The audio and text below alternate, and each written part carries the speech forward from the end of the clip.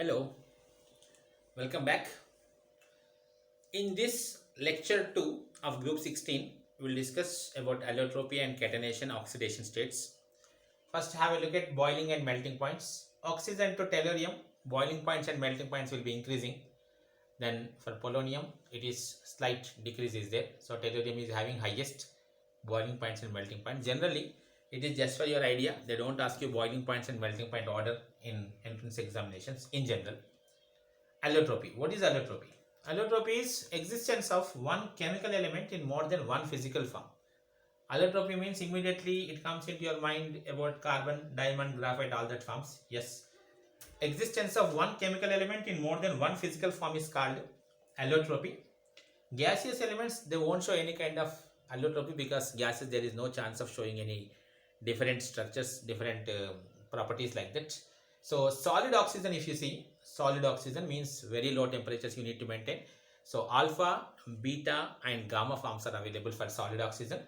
For solid nitrogen, alpha, beta are available. For solid oxygen, alpha, beta, gamma.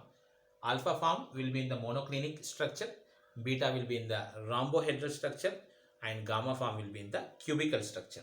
Gamma in the cubical structure. More than solid oxygen, sulfur is very important in this. What sulfur indicates here is,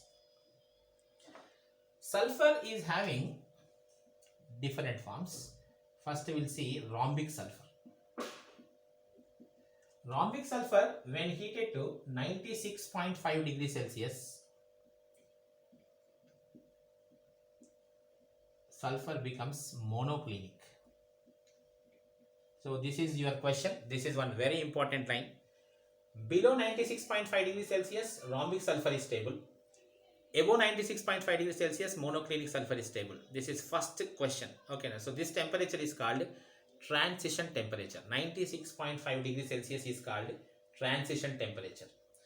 When you go for 120 degrees Celsius, again two sides are you can see, sulfur liquid form you will get.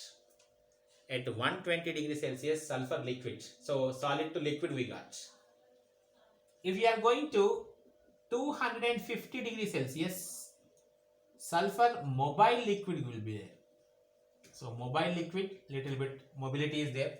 Liquid to mobile liquid it turned at 250 degrees Celsius. Till now, the changes are interconvertible, means you can go back. Okay, now you can go back to the original rhombic sulfur by decreasing the temperature. When it is heated to 444 degrees Celsius, it forms black sulfur. Black sulfur it forms. When it is heated to 1000 degrees Celsius, it forms S2 vapors. When this is again heated to 2000 degrees Celsius, it forms sulfur vapors. See, the changes are very interesting, and the first line is only your question, remaining all are just for your idea. Rhombic sulfur to monoclinic sulfur, the transition temperature is 96.5 degrees Celsius. Below 96.5, rhombic sulfur is stable. Above 96.5, monoclinic sulfur is stable. At 120, liquid sulfur. At 250 degrees Celsius, mobile sulfur. 444 degrees Celsius, black sulfur. 1000 degrees Celsius, S2 vapors like O2, S2 vapors are formed. S2 is paramagnetic. Again, you can get that question. At 2000 degrees Celsius, yes, okay, now monoatomic sulfur vapors are formed. This is one very interesting point. Then we will take up catenation. What is catenation? Catenation is self-linkage of atoms to form long chains and rings. Self-linkage of atoms to form long chains and rings. Whenever catenation comes into your mind, again carbon comes, okay, because carbon is the element with the highest catenation capacity, because carbon single bond energy is very high when you compare with others. So catenation depends on bond energies, directly proportional to bond energy. So here also oxygen and sulfur, if you consider, sulfur bond energy is more. That's why for sulfur the catenation is more. Even when you compare with the oxygen, sulfur is more. Oxygen you can discuss maximum peroxides type of compounds. OO is there.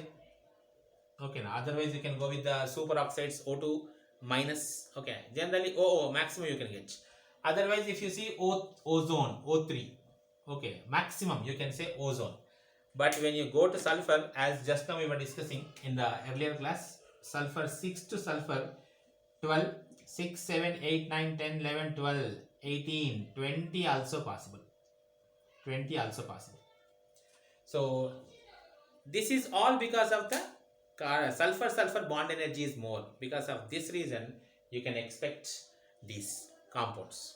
And carbon can form double bond with oxygen. The same thing you can expect with sulfur also. Carbon disulfide. Carbon diselenide is also possible. But carbon ditelluride is not there. Okay. Carbon diselenide is there, carbon disulfide is there, carbon dioxide is very well known to you, but CTE2, that compound is not there. You can expect all these lines in catenation. Self linkage of atoms to form long chains and rings, it depends on the bond energies. Next most interesting line is oxidation states. See, oxidation states, if you see, you can say the common oxidation states based on their electronic configuration. NS2NP4 is electronic configuration. NS2NP4 means 2 electrons in the s orbital, 4 electrons in the p orbital, d orbital, if it is present, if it is, okay, now for what you say, oxygen it is not available, but remaining it is available.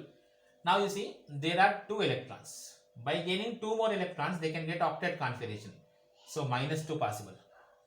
Because of these 2 electrons, if they are attached to more electronegative, plus 2 is possible. Okay. Then if this electron jumps here, that is called first excited state 1. So plus 4 is possible in the first excited state. If this electron jumps here, that is plus 6, second excited state. Don't expect minus 4, minus 6 in the excited states, because excitation is possible only in the presence of electronegative elements like oxygen and fluorine. Only in these kind of elements only, presence only, the excitations are possible. So in the excited states, it shows only positive states, no negative states. Okay. So minus 2, plus 2, plus 4, plus 6 are the oxidation states that you can see. Here, what are the special oxidation states for all these? One by one we'll see. Oxygen oxidation states are generally minus 2, most of its compounds. Minus 1 is possible in peroxides, for example H2O2. Minus half is possible in superoxides like KO2. Oxygen can show even plus 1, plus 2 also in fluorides. Here plus 2, here plus 1. This is again one special case. Normal O2 means 0. In general minus 2, like H2O, 99% compounds it is minus 2 only, because it is second most electronegative element. And OF2 it is plus 2, O2F2 it is plus 1, minus 1 in peroxides, minus half in superoxides. That is about oxygen. What about sulfur? Sulfur, selenium, tellurium. They can show minus 2, plus 2, plus 4, plus 6. All are possible because they are having somewhat non-metallic nature, metalloid nature. So minus 2, of course, minus 2 stability down the group decreases, but I will tell you that point also. When it comes to polonium, for polonium it is plus 2 and plus 4 only. For plus 6 is not there for polonium because of inert pair effect, you can say. Polonium plus 2 and plus 4 only. In these oxidation states, you see, plus 2 is the lower oxidation state. So its stability down the group increases. Even you say plus 4. Okay, lower oxidation state stability down the group increases. Higher oxidation state, that is plus 6 and minus 2. These oxidation state stability down the group decreases. Why? One, you can say the higher oxidation state is not possible in the bottom elements because of inert pair effect type. The inert pair effect is because of the lanthanide contraction. The lanthanide contraction is because of the pore screening of f orbitals. That point you can take. Okay, this is and so in general, not only in this group, if you take 13th group elements, the 13th group element they can show +1, +3. So +3 stability down the group decreases, +1 increases. 14th group elements, +2, +4, +2 increases, +4 decreases. The same things you can apply even here also. Group 16 elements, oxidation states. So maximum coordination number, how much they can show. Oxygen can form maximum 3 bonds. Okay, by giving one lone pair oxygen, you can expect 3. Don't expect 4 for oxygen. In water, it can form 4 hydrogen bonds, but maximum covalence for oxygen will be 3 only. Okay. For remaining elements, sulfur, selenium, all these they can they can expand up to 6. Okay, now 6 is possible. I am saying about maximum covalency. Maximum covalency for the elements will be up to 6, but tellurium is very special. TF7 minus is possible. TF8 minus 2 is also possible, where it is exceeding the 6, 7 and 8 are also possible for tellurium. Okay, so these are the important lines, and reactivity down the group decreases. How they are going to react with other elements, this point we'll discuss now. Reactivity decreases, so more reactive you can say, that is oxygen. Done. In lecture 3, we'll discuss about hydrates.